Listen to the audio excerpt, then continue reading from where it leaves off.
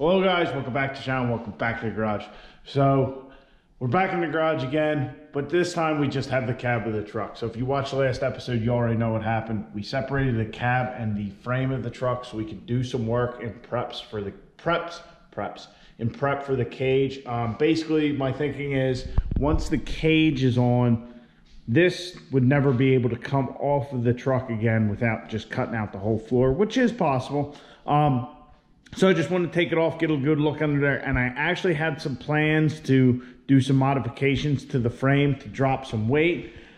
But after reviewing some stuff, I still want to do them, and I'm still planning on doing them, but they might take a different form than what I was thinking. We'll go through that when that time comes, but I have to wait on some cage paperwork, because what I'm planning on doing, I'll let you in on a little thing, rather than just doing an 850 cage, what I think I want to do is do a 25/6 cert cage.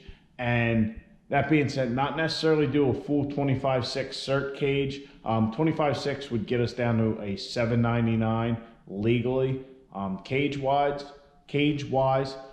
But if we can put all the provisions in that are easier to do while we're building the cage, then rather than make an 850 cage and hopefully get past that or whatever, just prepping so in the future I don't have to cut the whole cage out or cut a bunch of the cage out in order to put the stuff in to go even faster. Now I want to do that now, even though the possibility of us needing that higher certification might be a couple years down the road. I'm not saying we're going to be running faster than an 850 this year, but if we have the time now and the truck's all apart, why not go ahead and put some of those provisions in just to make it easier on ourselves later. So I got to wait for the paperwork to get here on that, just to double check my tube sizes, all that. Also, we have a bender on the way, so we're going to try and bend up the cage ourselves. But for now, we are going to prep everything. Basically tonight we're going to start here in the front. Like I said, we can cut these off at some point and come up with something for the fenders, but that can be done on the truck. So another thing we're going to do that we could do on the truck but will be easier, and we're going to cut this cowl off. I will take the master cylinder out because it is only 4 bolts left in there. But basically we're going to get rid of this whole overhang right here. Kind of my plan, and looking at a couple pictures, which SRT59, thanks for sending me a picture, showing me what you did. But basically I'm going to try and follow like this line right below the windshield and just kind of come across and down and down, and that way we can get rid of that cowl. It'll make servicing the engine easier, make access greater and all that. And then we'll get the moving to the inside here. And basically my plan is, so far, I'm thinking about getting rid of this. I was thinking about using our seat or the factory seat for like a template, but I don't know if I want to move that back a little. I need to actually just order a racing seat so I can see what I want to do. So we'll leave that for now. But basically, we're going to make the driver's side here look like the passenger side. We're going to cut a bunch of that stuff out, just get rid of some more of this sheet metal. Same thing over here, make this look similar to that side, and just kind of keep working our way back.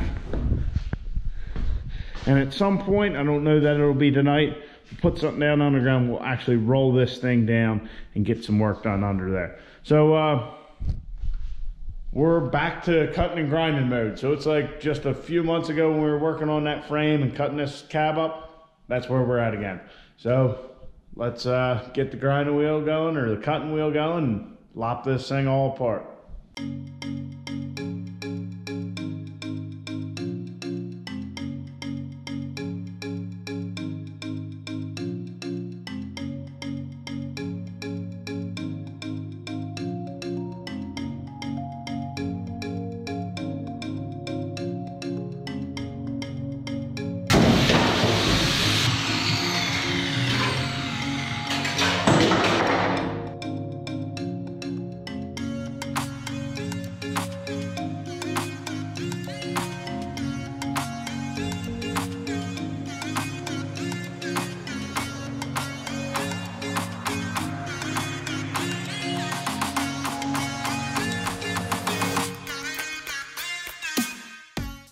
All right, so I got whaling paws. We're letting the garage air out a minute because it was getting rather dusty. Got the cowl out. I kind of just hacked into it and then started and then trimmed everything up a little bit more even as we went.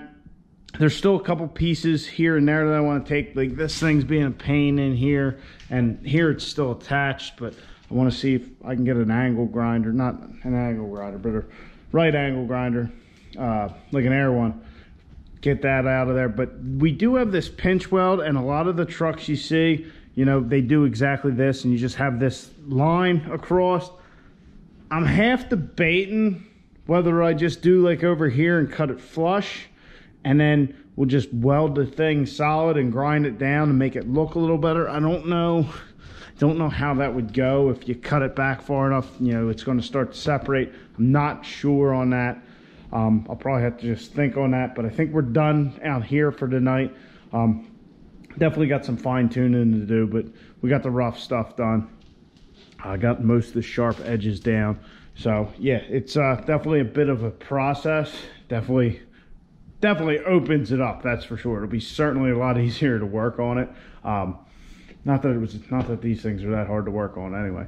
And also, I was not putting too much time in over here because if we hack this off somewhere later, that would have just been a wasted effort. So now we're going to move inside the cab here and kind of replicate what we did over there, here and here. Get rid of our seatbelt. We're not going to need it anymore. We're going to have to haul the harness. Yeah. So a lot of cutting wheels, a lot of cutting, a lot of grinding. But today's a classic country day. I don't know, I just felt like listening to old country today. So a lot of whaling, a lot of Merle, a little Bocephus. Yeah, buddy. Oh, and if you guys were on, you know, if you saw my Instagram story this morning, started off the day with a little Conway Twitty, so that was pretty good. All right, enough rambling.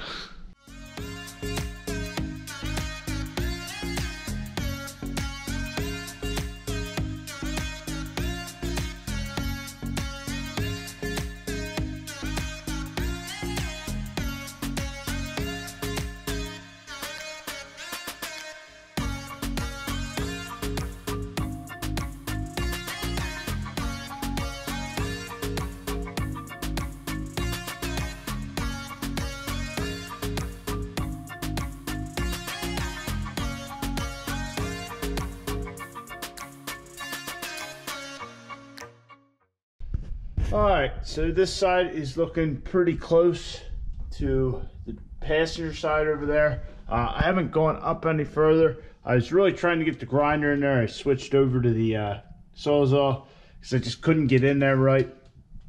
There's a lot of jagged edges over there right now. I really got to clean it up with the soft pack. As you can see, we've been going through quite a few grinding wheels, and we just had a little incident. The GoPro battery died. I don't know when, but as you can see here, yeah, one of the grinding wheels come apart. Needless to say, whacked me in the finger a little bit. It didn't cut me or nothing. I had my gloves on, but yeah, that'll probably be black and blue tomorrow, I'm sure.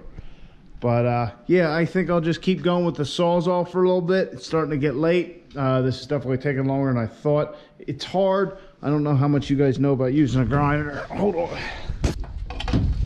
Okay, so looking at the grinder spins this way, clockwise. So when you're cutting something, you usually want to be cutting with this edge, because if it catches whatever, it'll draw the grinder in, which is what we had over there.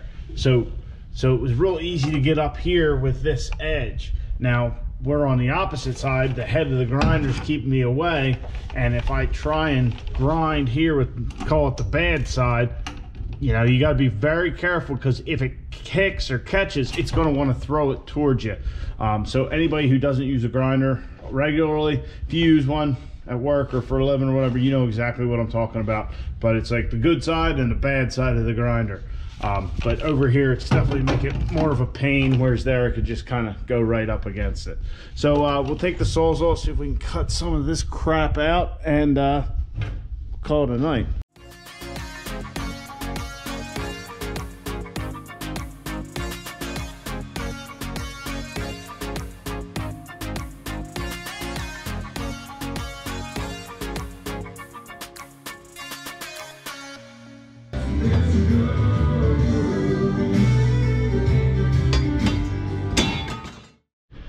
All right, so we got a lot out there with the Sawzall. I kind of just went wild, just started going and having at it. Blade get screwed up, I just try and keep going. I mean, a lot of sharp edges still that we'll have to take care of, but it's pretty well roughed out in here.